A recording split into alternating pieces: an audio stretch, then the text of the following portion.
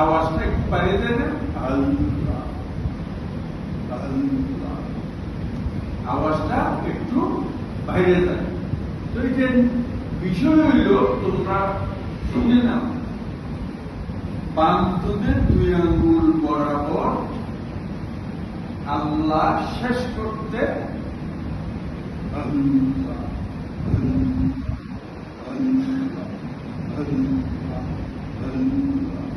ইল্লাল্লাহ ইল্লাল্লাহ ইল্লাল্লাহ, এই একটা জিকিরের জরফ এই বাম দুধের 2 আঙ্গুল বরাবর মারতে হবে।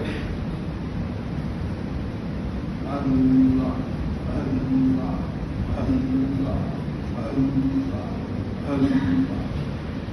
তো লাভ কি হবে? লাভ হবে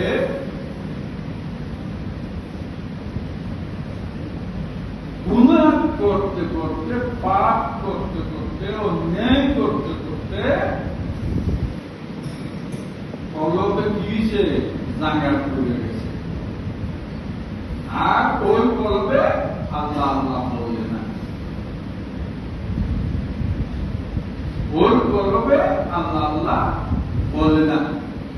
তাই একটু এটা আমাদের মুরব্বিয়ানে কেরাম, আউলিয়া কেরাম বলে শিখে, এটা আমার শিক্ষা না। আল্লাহ আল্লাহ,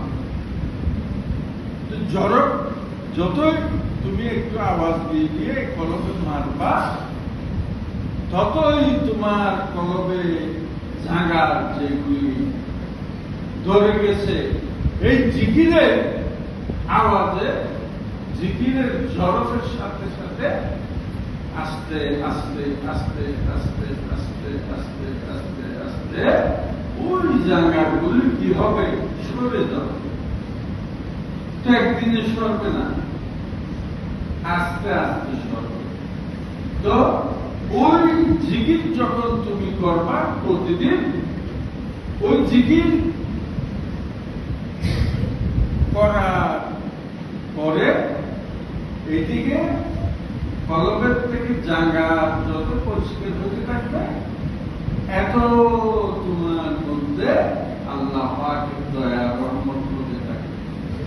আল্লাহ পাকের দয়া রহমত যত তোমার মধ্যে হতে থাকবে, তোমার দিলে, তোমার কলবে, তোমার মনে, তোমার দেয়ানে, তোমার শরীরে একটা শান্তি মেহসুস হবে।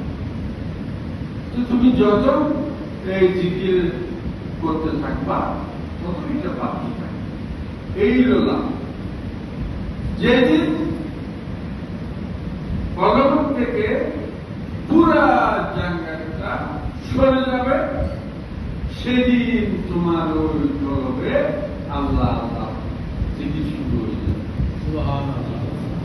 এই জন্য জিকিরের আমল করা প্রত্যেকের জন্য একদম অতি অতি অতি লাভ। আল্লাহ